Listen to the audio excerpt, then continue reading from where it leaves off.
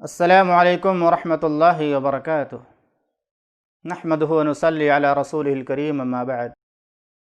معزز محترم سامعین و ناظرین، آج کے درس کا موضوع ہے دو لعنت والے کاموں سے بچو۔ دو ایسے کام جن کو محمد الرسول اللہ صلی اللہ علیہ وسلم نے لعنت والے کام قرار دیا ہے۔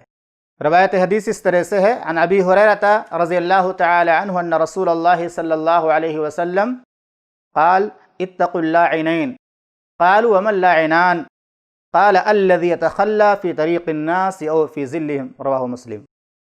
ابو ہریرہ رضی اللہ تعالی عنہ سے روایت ہے کہ محمد رسول اللہ صلی اللہ علیہ وسلم نے ارشاد فرمایا، دو لعنت کے سبب والے کاموں سے بچو، یعنی ایسے دو کام جو لعنت کا سبب بنتے ہیں، ان دو کاموں سے بچو۔ صحابہ کرام نے پوچھا، اللہ کے پیغمبر، وہ لعنت کا سبب بننے والے کام کون سے ہیں؟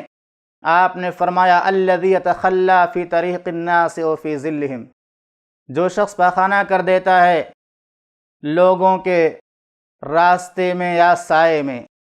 راستوں کو تو ویسے ہی بھی اسلام نے صاف ستھرا رکھنے کا حکم دیا، راستے سے تکلیف دہ چیز کو ہٹانے کو صدقہ قرار دیا ہے۔ جو راستہ ہو وہاں پہ پیشاب پاخانہ کرنا اسلام کے اندر یہ گناہ ہے اور یہ نافرمانی کا کام ہے۔ اسی طرح سے وہ درخت اور وہ باغیچے جہاں لوگ دھوپ میں گرمی میں سایہ حاصل کرتے ہیں، ایسی جگہوں پر پیشاب کرنا پاخانہ کرنا یہ بھی لعنت کا سبب ہے، کیونکہ جو بھی آدمی اس گندگی میں لت پت ہوگا وہ یہی کہے گا کہ کس نے یہاں پہ کام کیا، اس پر اللہ کی لعنت ہو۔ اور بہت سارے لوگ گالی گلوچ بھی کرتے ہیں۔ ان کاموں سے تین بڑے نقصانات ہیں۔ پہلا نقصان یہ کہ اس کے ذریعہ لوگوں کو تکلیف ہوتی ہے۔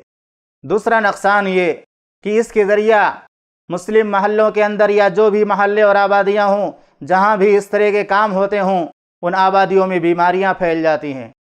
اور تیسرا نقصان یہ ہوتا ہے کہ ایسے لوگ لعنت کے مستحق ہوتے ہیں جو اس طرح کے کام کرتے ہیں۔